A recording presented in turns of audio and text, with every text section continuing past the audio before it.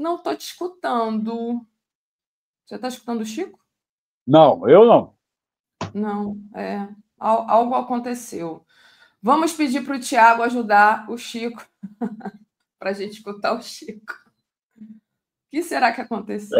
Eu estou te vendo, a gente está te vendo, não está te escutando. Não sei o que aconteceu, talvez o microfone. Tiago, talvez seja melhor falar para o Tiago sair e entrar de novo. Vou tirar o Chico, a gente desembarca o Chico está nos bastidores, e aí, quando resolver, a gente traz de volta aqui. O Tiago vai ajudar. Muito bem. Estou mandando um recado, mas eu estou com um problema aqui. Manda um recado aí, aproveito e vou mandar um outro recado aqui para a Tereza, que entrou aqui. Não sei se a Tereza embarcou. Ela talvez venha mais cedo. Ela talvez venha mais cedo para participar da conversa. Ela disse que se tivesse pronta, ela entraria. Opa, então me diga aí, Tereza, se você está pronta, que eu posso trazê-la. Eu estou esperando a Tereza responder aqui. Pode responder com aceno. Bom dia, Tereza Cruvinel, seja bem-vinda. Bom dia, eu vou entrar, porque depois vocês vão invadir o outro horário mesmo, né? Então eu acho ótimo você entrar, porque você ajuda a gente na conversa com o Chico, explora. A gente torce mais o Chico, entende?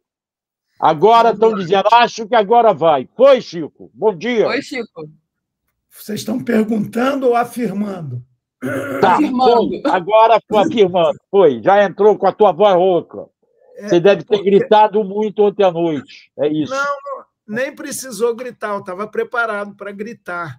Mas foi. Passou. Custou, mas passou. E a unanimidade é que foi a grande surpresa, porque eles tinham até emendas para tirar a taxação dos super ricos e colocar nas bets ou outras coisas que eles diziam que o governo devia cortar gastos, mas não criar impostos. Essa cantilena porca das oligarquias, né, que sempre, quando você mexe um pouquinho que seja, como foi, em distribuição de renda e riqueza, pronto. Eles já estrilam, eles já se movimentam, eles acham um absurdo, falam de fuga de capitais. Teve uma deputada que chegou a dizer que imposto de renda era um absurdo, não devia existir, porque a inspiração do imposto de renda foi para fazer guerra lá nas suas origens, sei lá onde ela acha que teve a origem do imposto de renda, na Inglaterra. Enfim, muitas sandices, muito recuo, muito medo, quem sabe algum acordo de bastidores que acabou gerando aquela unanimidade muito importante. Ninguém teve coragem de dizer não. As emendas, os destaques foram retirados e o projeto foi votado. O Lira, relator, fez uma pequena concessão ao agro, mas pequena em relação à grita desses setores contra a taxação dos bilionários. Então, foi uma vitória, sim, uma promessa do governo Lula na campanha 2022, anunciada algumas vezes e concretizada pelo ministro Haddad em novembro do ano passado, tramitando na Câmara desde março e, com 7 meses, a criança nasceu, mas não prematura. Vamos ver se o Senado anda mais depressa. Ô, Chico, você explicaria como essa unanimidade? Foi um trabalho do Arthur Lira, foi a pressão popular apenas, foi o medo deles forçarem a barra com essas emendas, entende? Eu queria ver se você consegue descobrir o que se passou ali nos bastidores. Deixa eu completar aqui um pouquinho a pergunta do Marcelo. Bom dia, Chico. Bom dia, Tereza. Prazer falar com você. Pois não, eu entrei aqui mais cedo, porque daqui a pouco é 9 horas, é meu horário, e o Marcelo sempre invade ele mesmo. Eu falei, então deixa eu estar aí com vocês. É uma espécie de Netanyahu dos pobres. Eu penso, hein, Marcelo? Mas não é porque o horário dele é muito mesmo. Ele, a Daphne tem 20 minutos, um assunto como esse, aí acaba entrando naquele meu tempo lá, porque os meus convites você não aceita, mas aceita os do Marcelo. É isso. Tereza hoje está danada. Passei tudo que é convite. Mas Briga de ciúme de você, Chico. Conhece essa música, né? Conheço. Pois é, mas tudo bem, eu me antecipei 15 minutos, que aí a gente pode entrar naquele horário das 9h, meu e da Daphne, e a gente faz uma entrevista mais longa. O Marcelo estava te perguntando aí, o que explica? Porque ontem, à noite, no Boa Noite 247, nós entrevistamos o Rogério Correia, ele estava no Salão Verde, estava começando a discussão, e ele previa isso, que eles iam apresentar destaques na questão da tributação dos mais ricos. E pelo que a gente leu aí, que eu não acompanhei a votação não, ontem à noite, não, na televisão, não. Mas não apresentaram os destaques. O que você acha que pesou mais? O esforço dos deputados para se redimir diante da população, depois daquelas coisas todas dos últimos dias, teve motim no plenário e teve aprovação da PEC da bandidagem, tudo isso deixou muito mal o parlamento, né? A imagem da Câmara, pelo menos, não do Senado, que enterrou a PEC da bandidagem. Ou assim, a matéria em si e a melhora política do governo Lula, que recuperou popularidade, aprovação, vem colecionando notícias boas, né? O que pesou mais para esses 493 votarem a favor? Gente, olha, eu cubro o Congresso, acompanho o Congresso há 40 anos, eu não me lembro de votações assim com placar tão grande, sabe, a não ser na Constituinte, quando tinha algumas coisas assim bem consensuais. Então, vai lá. Bom, Tereza, Daphne, Marcelo, há um conjunto de fatores que explica essa raríssima unanimidade. Os 493 presentes, que é um quórum alto, o que se diz no Congresso é que a totalidade dos 81 senadores dos 513 deputados só comparece na posse, depois nunca, esse quórum quase nunca é atingido, mas ontem foi bastante alto. Por que isso? Fundamentalmente porque a imagem do Congresso, sobretudo da Câmara, como você destacou, Tereza, está muito arranhada, muitíssimo desgastada. E quem vocalizou, reverberou, deu massa, conteúdo a isso foram as manifestações, notadamente do 21 de setembro. O 1º de outubro, de ontem, não se explica sem o 21 de setembro. Aquela turma só funciona na pressão. Esse projeto, como eu disse, estava rolando lá há um tempão. A comissão especial, presidida, que teve como relator o Arthur Lira, ela demorou, apresentou o seu relatório ainda assim em julho, estava pronto para ser votado na retomada dos trabalhos após o recesso, em agosto, portanto. Mas não, foi só para outubro.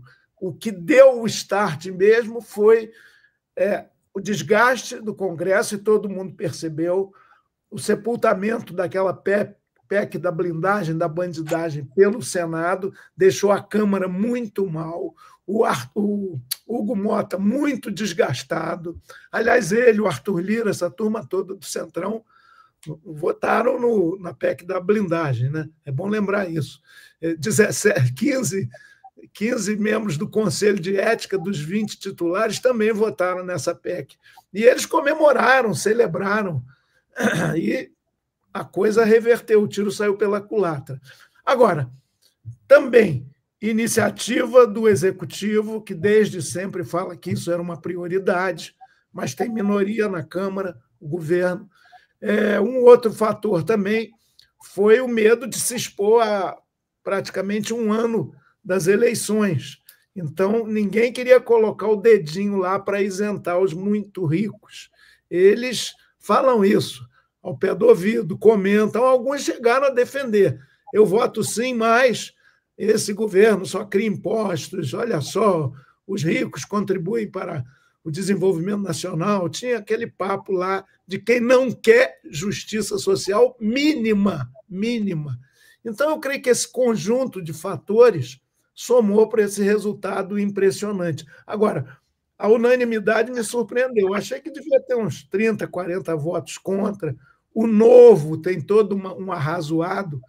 ultra neoliberal que acha que o empresário, o grande produtor, como eles dizem, deve ser preservado sempre. E esse papo de fuga de capitais é uma cascata, porque você vai ver a taxação de países da Europa, dos Estados Unidos, é muito maior, os impostos são muito maiores do que no Brasil. Então, vão para lá para arrumar o quê? Então, de qualquer forma, foi uma grande vitória, embora represente um pequeno passo no sentido da reforma tributária, da própria renda e, sobretudo, do patrimônio. Vamos avançar mais, foi muito importante, apesar de tudo.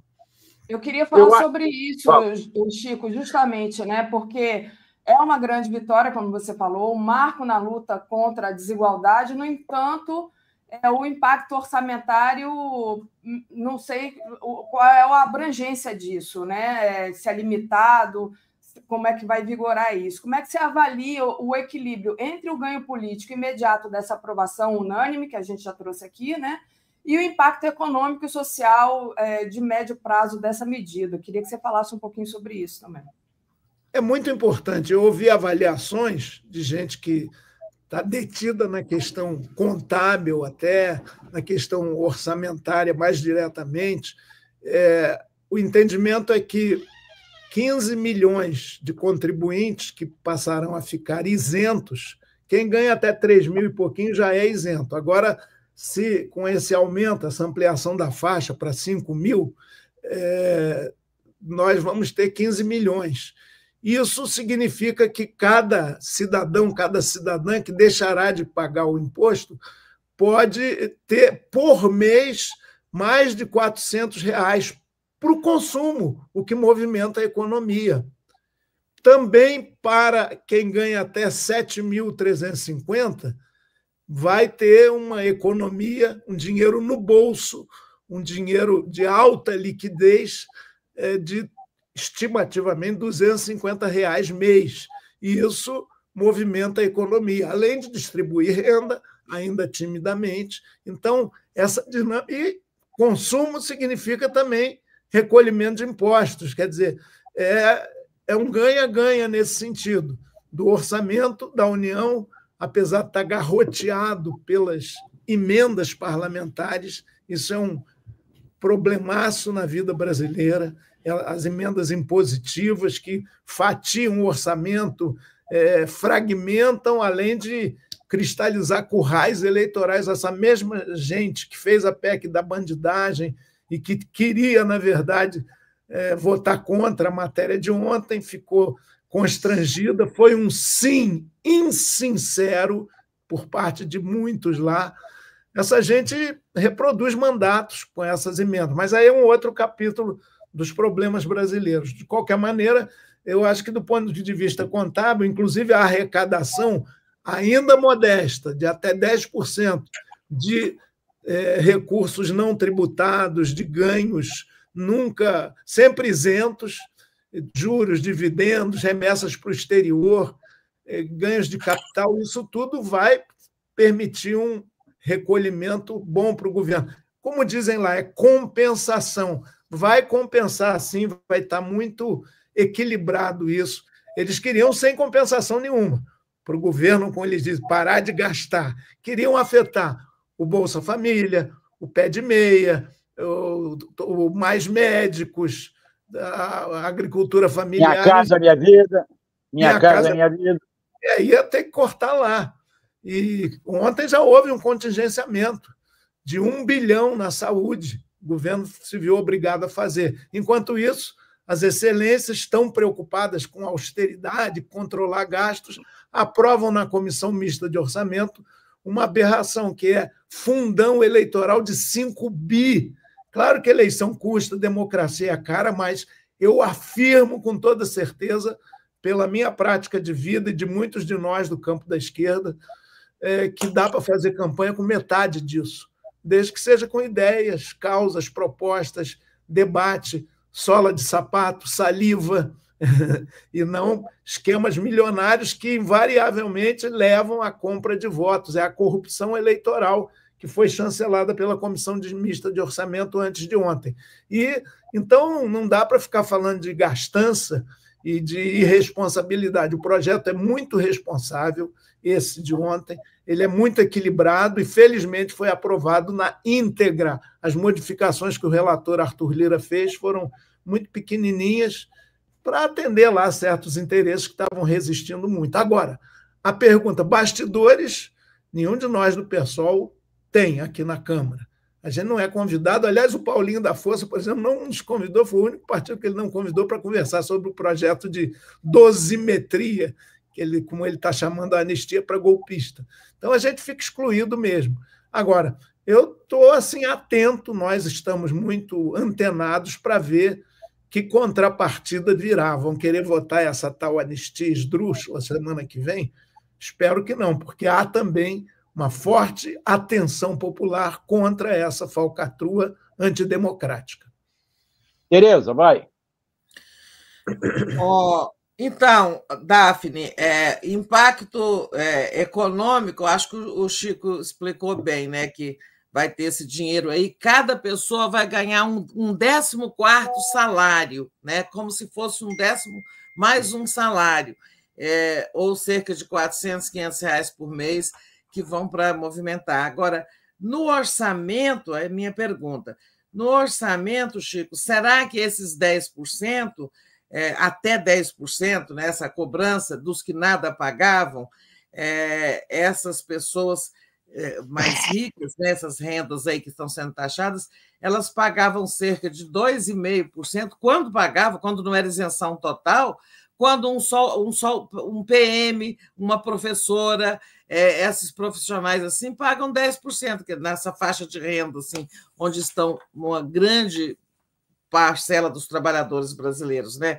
Olha que injustiça. Então, uma professora paga 10% e um ricaço 2,5%. Era mais ou menos isso. Mas a pergunta é, será que essa taxação vai compensar os 25 bilhões da renúncia que o governo faz ao aliviar para os mais pobres? Ou será que vai até sobrar um dinheirinho a mais para o Haddad?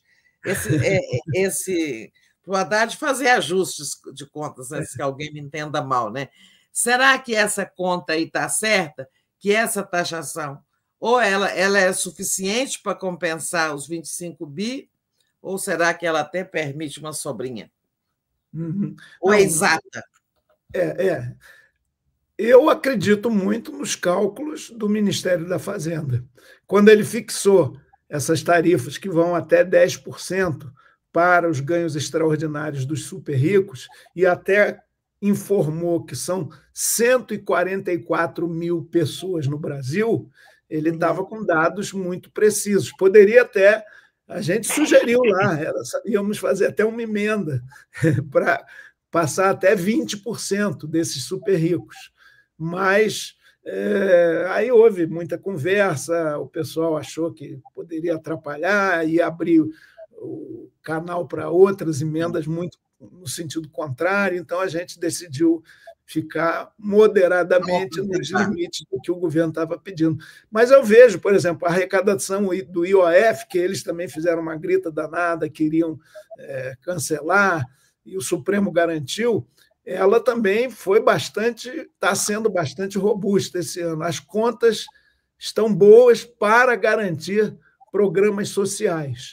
E eu entendo que está tudo bem calculado, não vai ter problema, não. O problema é o tal arcabouço fiscal, que estabelece limites muito rígidos, né? O ajuste fiscal, que muitas vezes é concebido exclusivamente na ótica neoliberal, ele é um elemento de barreira não só a gastos necessários, às vezes, vide o contingenciamento de ontem, como também a qualquer demasia aí que for considerada deficitária, irregular.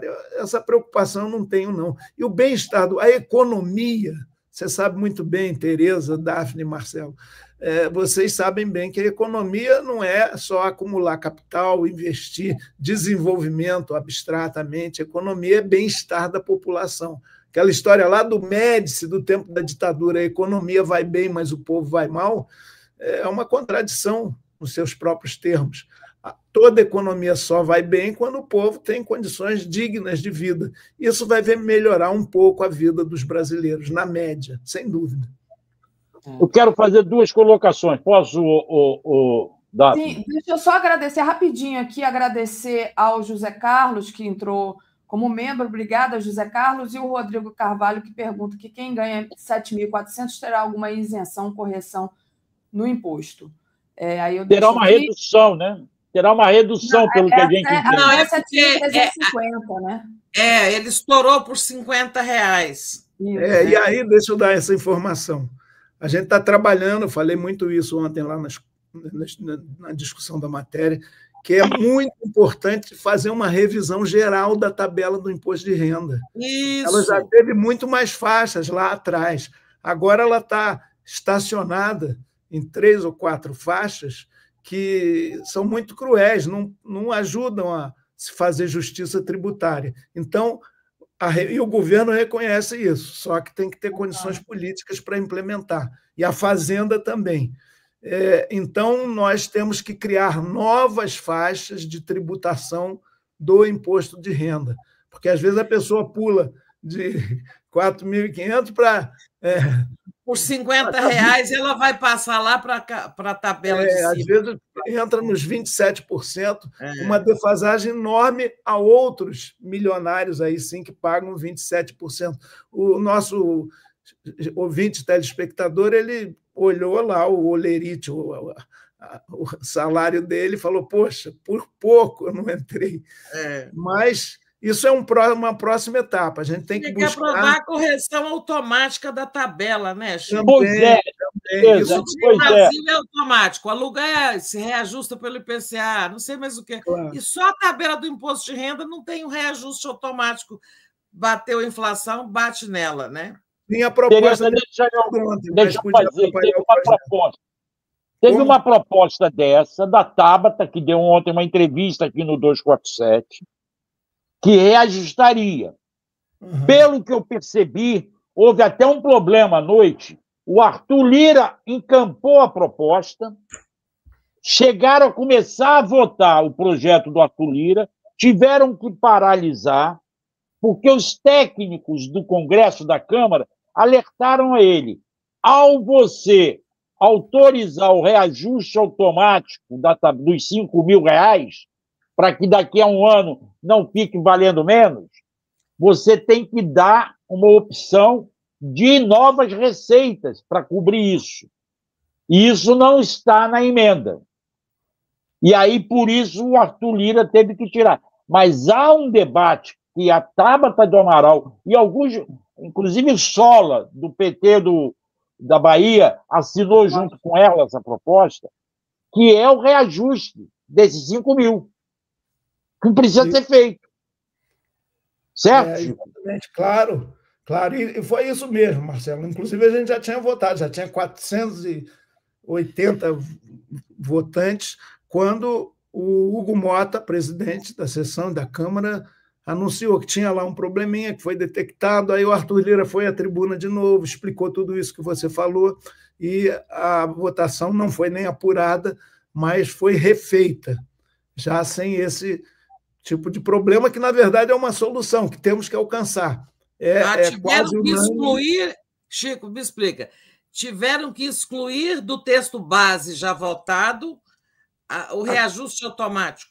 Isso, a correção pela inflação, inclusive desses... Porque não são Mas 5 salários... Mas o reajuste automático, explica, era só dos 5.000 ou do conjunto da tabela do imposto de renda?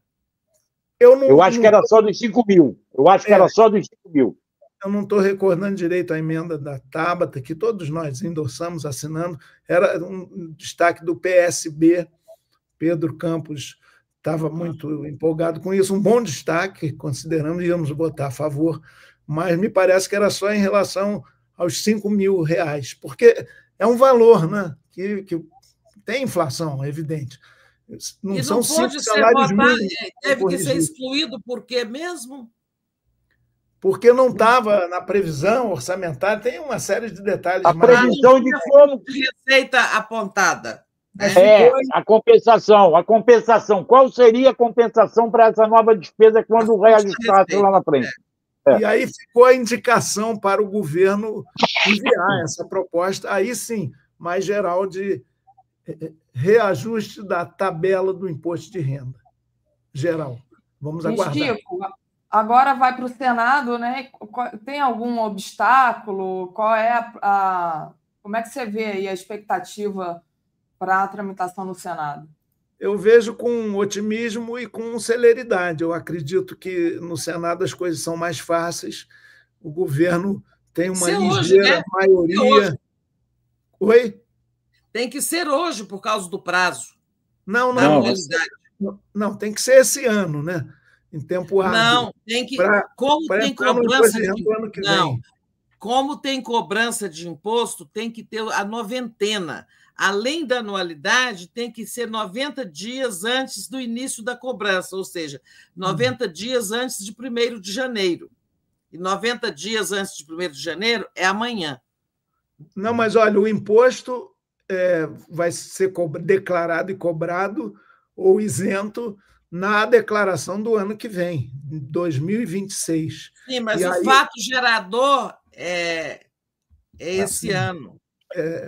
Eu acho que o Senado tem que aprovar hoje, de hoje para amanhã. Não sei se é 2 de outubro, mas, de qualquer maneira, tem que aprovar o mais rápido possível. E eu acredito que vai acontecer isso, porque a repercussão é muito boa na sociedade como um todo. Até a extrema-direita votou a favor, então não tem por que o Senado postergar, demorar. E lá eles são um colegiado muito menor, é muito mais fácil, é muito mais ágil. Então, eu acredito que ainda esta semana... Bom, tem hoje, basicamente, amanhã, mas hoje em dia tem esse negócio de voto online, que é um horror, eu acho, mas funciona também. Então, vamos pressionar o Congresso, o Senado, para que, pelo menos até terça que vem, essa matéria esteja definitivamente aprovada. O Lula, eu acho que no trânsito ali do Congresso para o Palácio do Planalto, ele já assina, vai até de bicicleta pegar. O César Santos envia aqui, obrigada, César, falando dessa regra dos 90, né, dos 90 dias. Então, aí ele falou, bom dia, o Senado não deveria ter aprovado ontem para não cair na regra dos 90? Essa medida vale para o ano que vem ou só para 2027? Né? Vale para 2026. Ano que vem. O partido aí, União Brasil, quis até fazer uma proposta para valer só em 27, ou seja, para o governo Lula não colher os benefícios da medida, porque aí não valeria ano que vem, né? Mas desistiu também, foi demovido dessa ideia de jirico. E o PL tinha mais cedo uma ideia de apresentar um destaque populista, oportunista, propondo isenção para quem ganha até R$10 mil. Só que não apontava a fonte de receita, né? Mas para quê? Para fazer uma fake news, depois dizer, olha, o PT e a esquerda que não deixaram, porque a gente queria isenção até R$10 mil. Depois eu não sei se eles apresentaram ou não esse destaque populista, não, né? Não apresentaram, anunciaram, falaram, correu lá, mas como o Arthur Lira rejeitou praticamente todas as emendas. E depois ele fez um apelo, falou, vamos todo mundo abrir mão dos destaques, aí topamos, houve um acordo nesse sentido. Esse populismo fiscal aí do PL era completamente irresponsável, inviável, mas apresentou. A gente lembrou a eles, olha, vocês estiveram no governo por 4 anos com o ex-presidente Bolsonaro, por que não tomaram iniciativa nenhuma nesse aspecto? Aí eles ficavam sem ter resposta e queriam pegar uma carona demagógica, mas não tinha. O estribo do bonde não estava arriado, não. Ô, Chico, deixa eu te perguntar. Qual é o próximo passo? Bom, você diz assim, não, ainda há uma tentativa lá, o PL fala em anistia, embora dentro do PL já há, no vozes que dizem anistia não vem mesmo. Fala-se em redução de dosimetria, essas coisas, que eu acho que também já subiu no telhado isso. Agora, e o 6 por 1? Cai ou não cai? Não. essa discussão, o próprio governo está muito tímido em assumir essa discussão. Tem um projeto de emenda constitucional da nossa companheira Érica Hilton, assinado por todos nós, por um conjunto muito grande de deputados do campo progressista, que pelo menos abriria o debate sobre essa extorsiva jornada 6x1. Mas isso ainda não começou. Tem outras prioridades também, a PEC da segurança pública, a manutenção dos vetos do Lula em relação àquele projeto da devastação ambiental, em relação ao próprio Ficha Limpa agora. Tem outras matérias, a discussão que está no Supremo agora, dos direitos dos trabalhadores de aplicativos, a regulamentação das big techs. Tudo isso enfrenta fortes resistências do campo conservador e da direita. Mas a gente vai insistir, já que conseguimos esse tento, essa pauta positiva, agora nós estamos embrasados e vamos continuar. E a atenção da sociedade é muito importante. A gente, no Congresso, só funciona como chope bem tirado, ou feijão bem cozido, na pressão. Tem que ter essa pressão popular, essa atenção, esse olho vivo.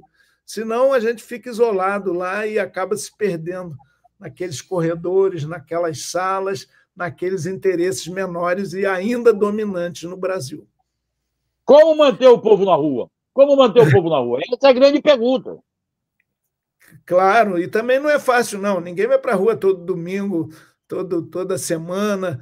É algo que tem... Essa movimentação de 21 de setembro nos espantou até nós. Quando saiu a convocação na quarta, sem nenhuma organização de peso à frente, era mais um clamor popular, e isso espalhou como uma chispa, né?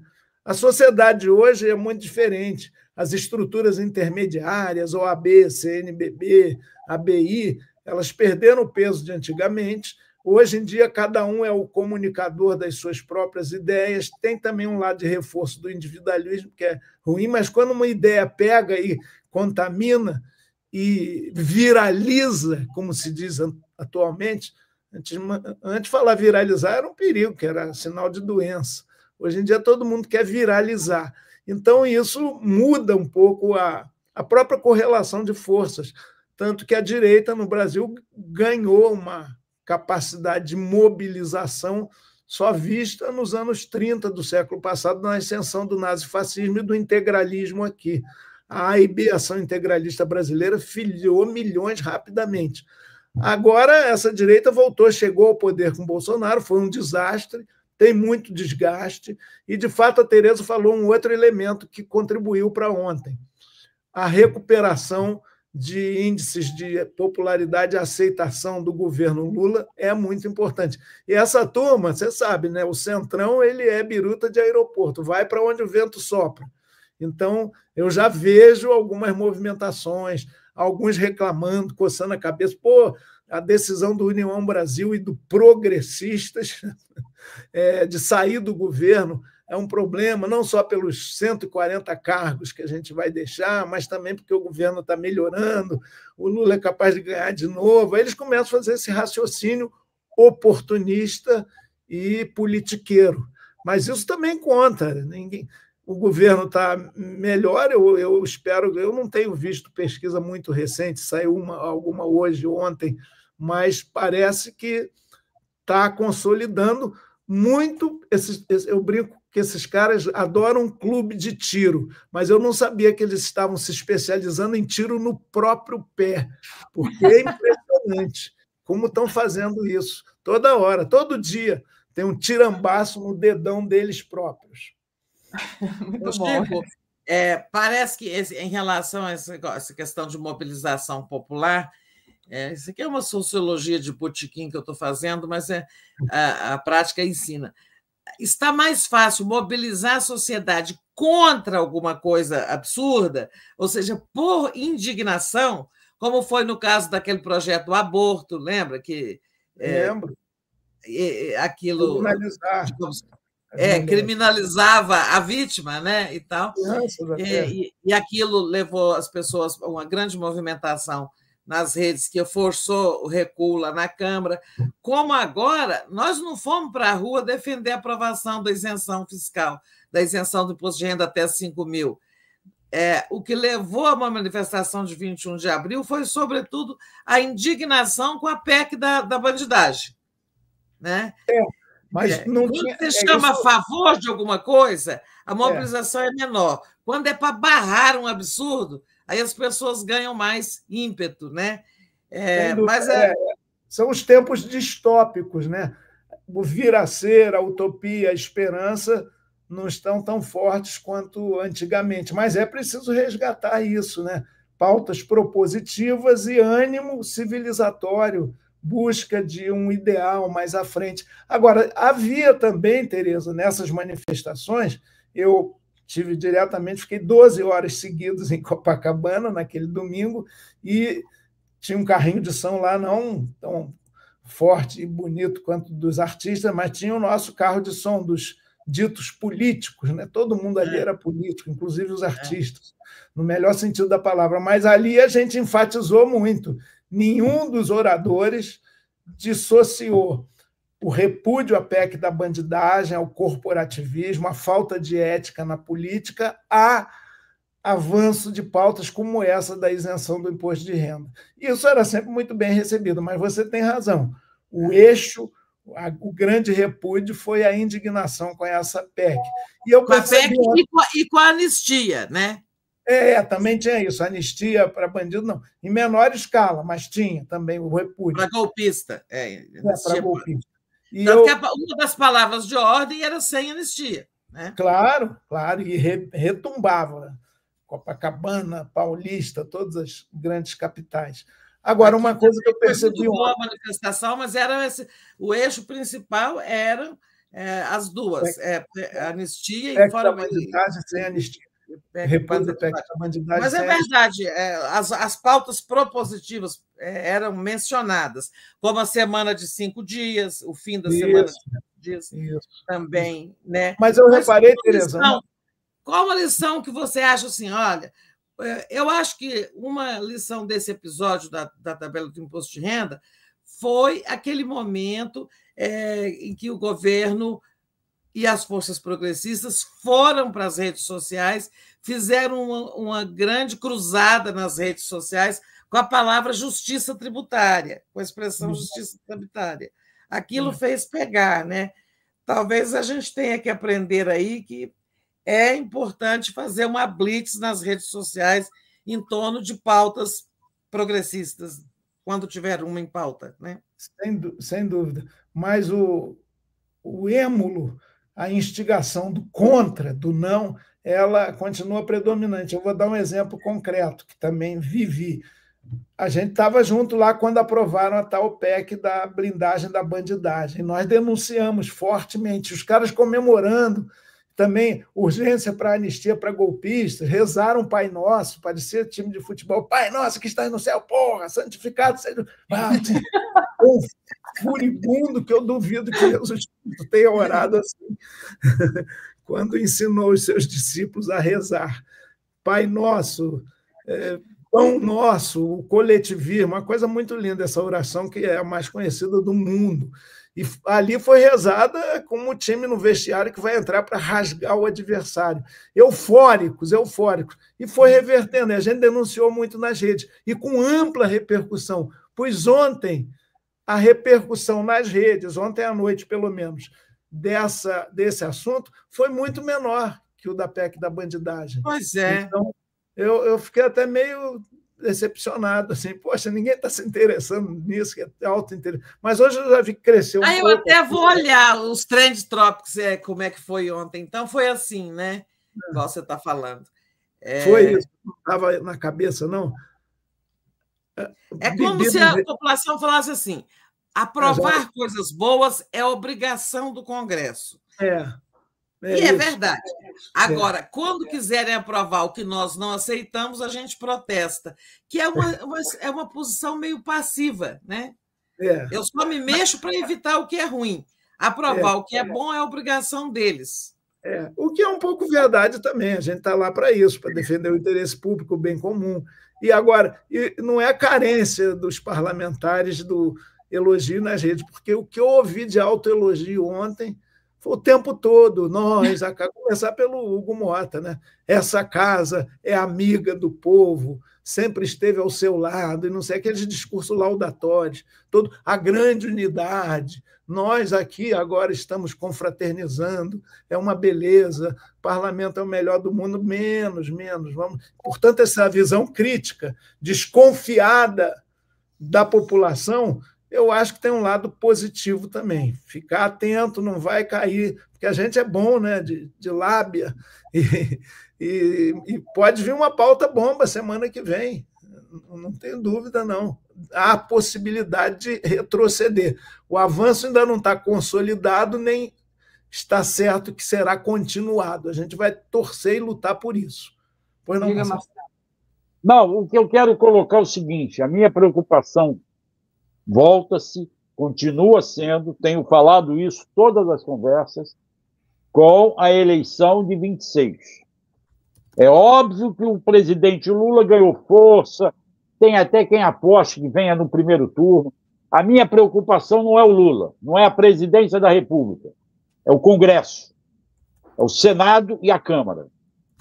Como transformar esta movimentação progressista em voto que modifique o desenho, principalmente da Câmara? Fundamental, Marcelo. Eu também entendo que, primeiro, a eleição do Lula não está dada. Ele tem declarado que, se tiver saúde, vai ser candidato.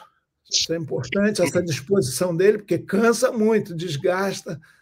Experiência de presidente da República, ele já tem 1, 2, 3 vezes, e derrotas também, outras tantas, mais 4 vezes.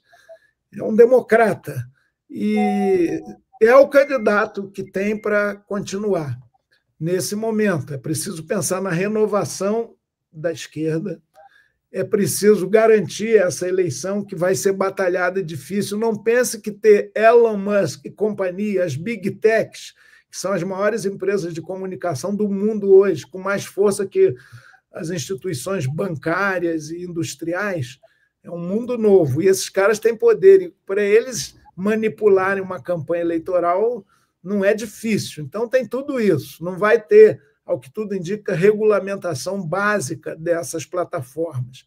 Então, é um jogo pesado, um jogo sujo.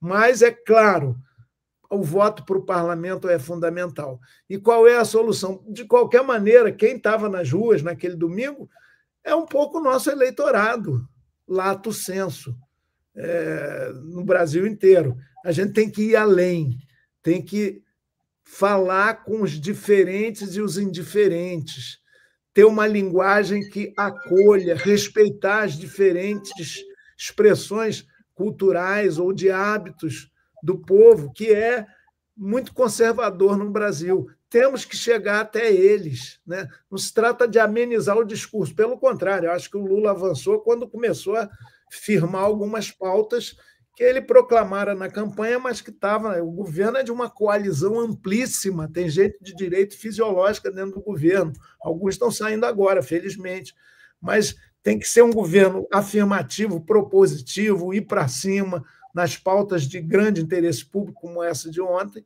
e nós, cada um de nós, cidadãos, cidadãs do campo progressista, temos que saber conversar com os que estão fora da nossa bolha, do nosso círculo. Tem esse negócio da internet também, você se compraz de estar num grupinho, seja familiar, seja de amigos, seja do trabalho, e ali você vive o seu universo e se isola, é uma sociedade molecular segmentada. Isso não é bom, isso tem que ser enfrentado, né? Nós temos um hábito duro, difícil, lá no Rio, de ir para a rua toda semana, para o Buraco do Lume, Praça Mário Lago, que o Eduardo Paes agora quer diminuir, autorizando uma especulação imobiliária básica lá hoje. Vamos até debater isso hoje, às 18h30, lá na Livraria Leonardo da Vinci, na Rio Branco, 6h30 da tarde, com urbanistas, arquitetos, sobre isso, como salvar aquele espaço de respiração no centro do Rio, Praça Mário Lago. Então, é batalha para toda hora. Agora, tem que falar, repito, com os diferentes e com os indiferentes. Senão, e com os desencantados com a política. O desencanto com a política, a apatia, é um projeto de direita para as pessoas se desinteressarem, muito eficaz. Todos os políticos são iguais. Vocês todos, não, ninguém presta, está lá para se dar bem. Esse senso comum tem que ser trabalhado para ser superado. Só uma pergunta aqui pela direita. O Arthur Lira, como saiu desse processo? Porque ele marca um ponto com o governo, ele fez basicamente o que o governo desejava. Ele negociou bem. Ele enfrentou ali uma ameaça do Renan de aprovar um projeto alternativo no Senado. Enfim, ele é um aliado complexo do governo Lula, né?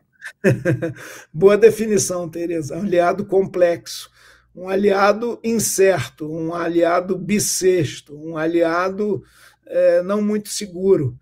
Eu ontem cruzei com o Arthur Lira, antes dele ler o relatório, ainda a ordem do dia não tinha começado, eu brinquei com ele, falei, Arthur, eu quero aplaudir muito o seu relatório, hein?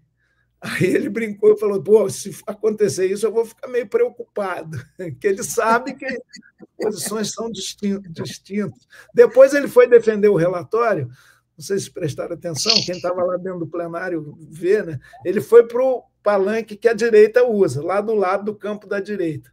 Aí eu cheguei lá perto e falei, Arthur, você vai ter o tempo que quiser de relator, então, por favor, fale metade aqui, no outra metade lá no palanque da esquerda do plenário. Aí a turma ali da direita falou, não, ele é nosso, e é mesmo.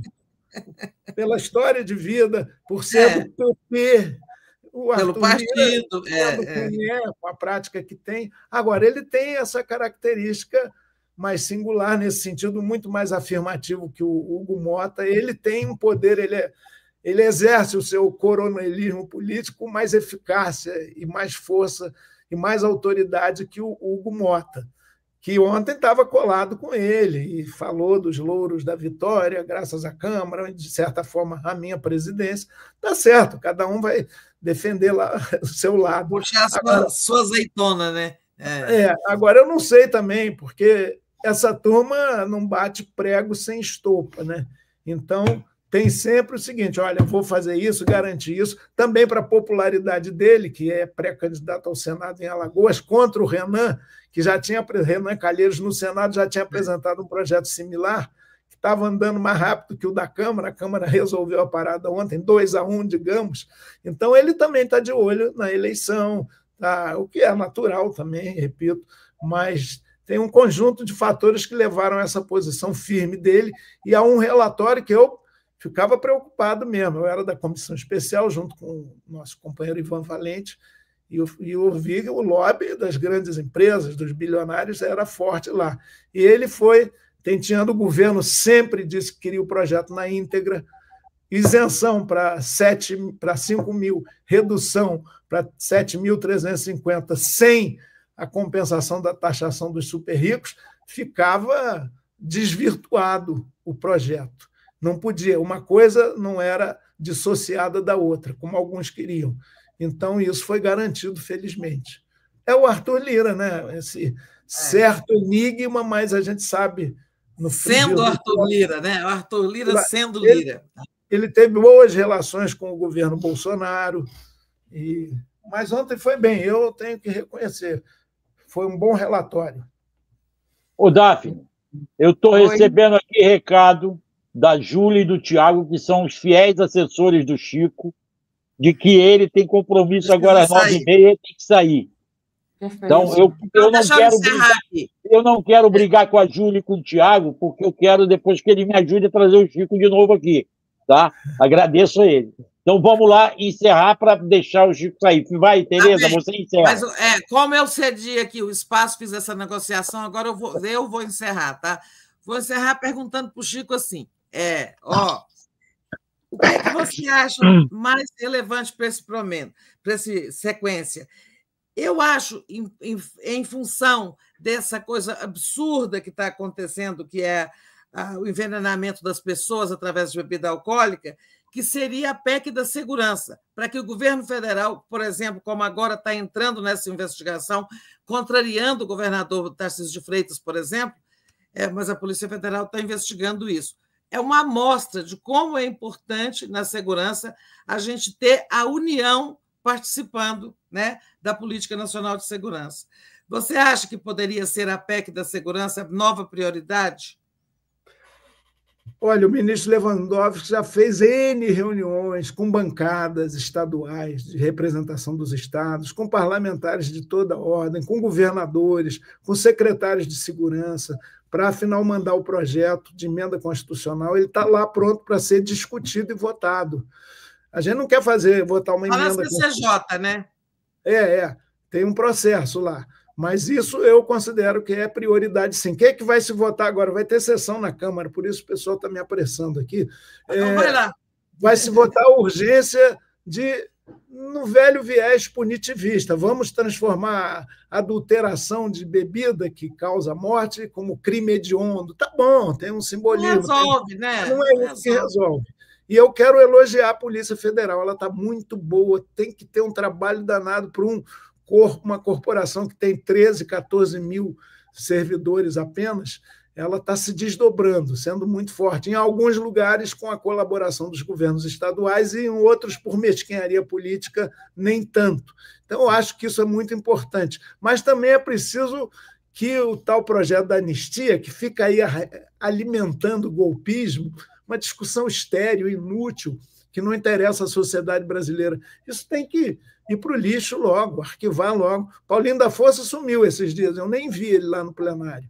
Mas, claro, ele compareceu, votou, ou compareceu ou votou virtualmente, mas não sei que peça ele está fazendo, que plástica ele está fazendo no projeto do Crivella, que é de anistia pura e dura para os golpistas, num prazo enorme.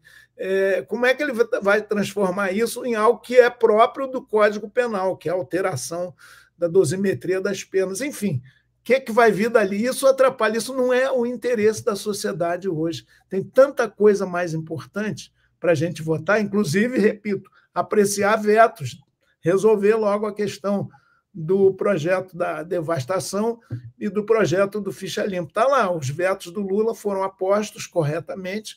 Eu espero que o Congresso não os derrube.